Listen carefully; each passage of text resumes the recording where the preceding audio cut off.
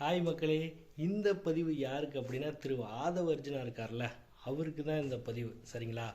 முந்தா நேற்று அசம்பிளியில் எதிர்கட்சிகள் போட்டு புரட்டுன்னு புரட்டி எடுத்தப்ப எதுவுமே பேசாமல் வீட்டுக்கு போய் ட்வீட் போட்ட நம்ம அண்ணா சிஎம் இருக்கார்ல, அவருக்கு ஆதரவாக நேற்று ஆதவர்ஜுனா ஒரு பதிவில் ஒரு ஸ்பீச் ஒன்று கொடுத்துருக்காரு.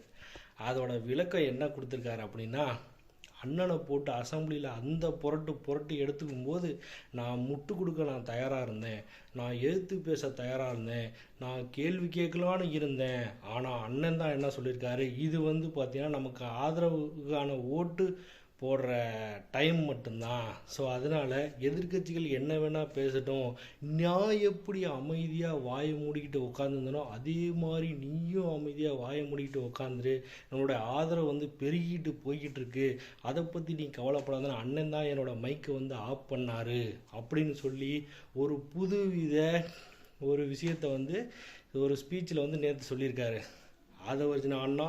இது பார்த்தீங்கன்னா பப்ளிக் மீட்டிங் கிடையாது, அல்லது டிபேட்டு கிடையாது. அண்ணனை பற்றி கேள்வி கேட்டால் அண்ணன் தான் பதில் சொல்லணும். சட்டசபையோட மாண்பு அதுதான் ஒரு மரியாதைக்குரிய ஒரு சட்டசபையில் எப்படி பேசணும் அப்படின்னா, எதிர்கட்சி தலைவர் விளக்கம் கொடுக்கணும்னா எதிர்கட்சி தலைவர் தான் விளக்கம் கொடுக்கணும். சரிங்களா? அதாவது ஆளுங்கட்சியினர் விளக்கம் கொடுக்கணும்னா ஆளுங்கட்சியினர் தான் விளக்கம் கொடுக்கணும். சரிங்களா? சும்மா ஓரத்தில் நிற்கிறவங்களாம் பேசக்கூடாது. புரியுதுங்களா?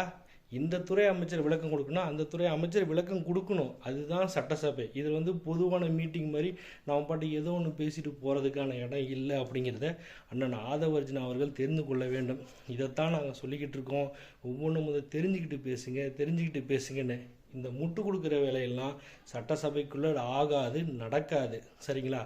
சட்டசபையில் யாரை பேச சொல்லி விளக்கம் கொடுக்கணும்னு கேட்குறாங்களோ அவங்க தரப்புலேருந்து விளக்கம் கொடுக்கணும். அண்ணன் முட்டு கொடுக்க போனாராம், அவர் தடுத்தாராம்.